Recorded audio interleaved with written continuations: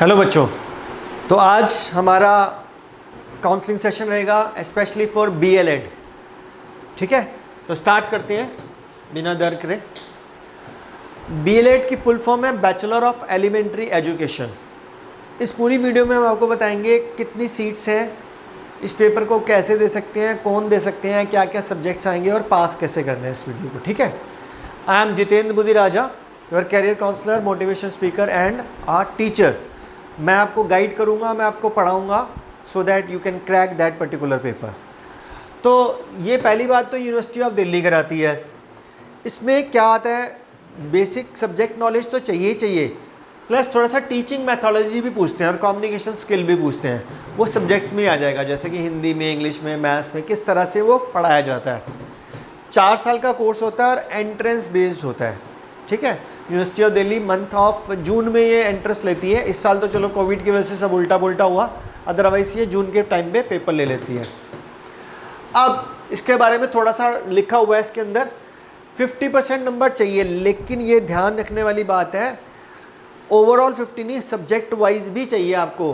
जैसे इंग्लिश या हिंदी लैंग्वेज होनी चाहिए, 50% मिनिमम होने चाहिए। मिनिमम होती है ये बात, ज़्यादा लाओ तो अच्छी बात होती है। ठीक है, जैसे ये लाइन लिखी हुई है यहाँ पर, इनमें से commerce, informative practices, business awareness या बिजनेस स्टडीज़, अकाउंटेंसी, कंप्यूटर में, इनमें 3 सब्जेक्ट नहीं, इनमें 2 सब्जेक्ट्स ही कंसिडर होंगे। ऐसे अपनी दिल्ली यूनिवर्सिटी ने 2 लिस्टें बनाई हुई हैं, ए लिस्ट और बी लिस्ट। उन लिस्टों के अकॉर्डिंगली हमारे को 2 सब्जेक्ट्स ही लेने हैं और हिंदी और इंग्लिश लैंग्वेज में से एक लैंग्वेज चाहिए आपको, ये लिखा ही हुआ है। और 10th की बेसिक नॉलेज तो वो पूछेगा।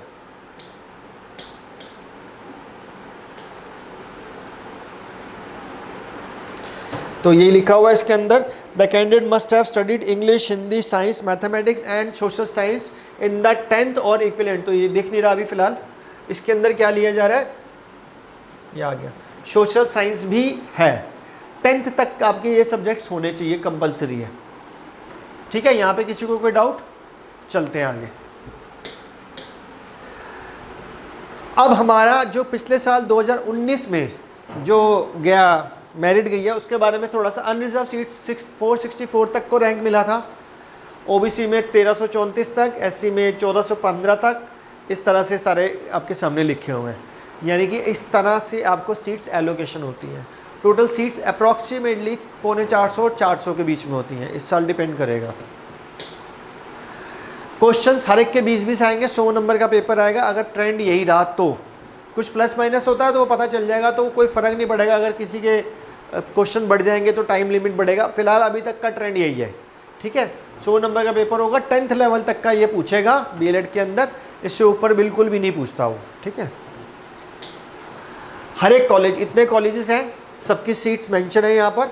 मतलब आपको एक एंट्रेंस क्लियर करना है तो दिल्ली यूनिवर्सिटी के टॉप मोस्ट कॉलेजेस आपके 8-9 कॉलेजेस हैं, उनके अंदर करीब के सब में 60 से 65 सीटें, 63 सीटें हैं, उसके अंदर आप एडमिशन ले सकते हो।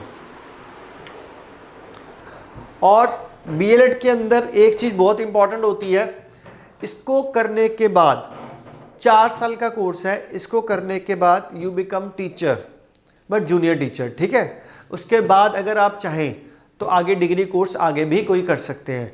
It's a very good course for teaching profession, क्योंकि इसको करने, अदरवाइज़ क्या होता है, देखो ग्रेजुएशन करनी पड़ती है, ग्रेजुएशन करने के बाद BED करनी पड़ती है। पहले ग्रेजुएशन के लिए धक्के खाओ, एंट्रेंस लो, फिर BED के लिए एंट्रेंस दो। तो अगर आपने एक ही बार एंट्रेंस कर लिया तो पहली बार तो 5 साल नहीं लगेंगे, 4 साल में ये काम खत्म हो जाएगा आपका। तो it's a very good course. इसके अलावा भी अगर कोई इन्फॉर्मेशन चाहिए तो यहाँ पे हमारे नंबर गिवन है, आप हमारे को कॉल करके हमारे से टाइम लेके हमारे पास आ सकते हैं और BLED के बारे में या किसी भी कोर्स के बारे में जो कॉमर्स और ह्यूमैनिटीज से डील करते हैं वो आप हमारे से जानकारी ले सकते हैं और उसकी एंट्रेंस की प्रिपरेशन कर सकते हैं। क्योंकि for the last more than 25 years हमारा यही काम है, BLED या BLED जैसे बहुत सारे कोर्सेज लाइक BED या बहुत सारे कोर्सेज टीचिंग प्रोफेशन के अलावा भी उनकी तैयारी कराना, बेस्ट वीडियोस देना, बेस्ट ऑफलाइन क्लास एटमॉस्फेयर देना, बेस्ट नोट्स देना, असाइनमेंट देना, टेस्ट सीरीज देना, सो that you must be prepare और उस पेपर को क्रैक किया जाए। Thank you so much, all the best.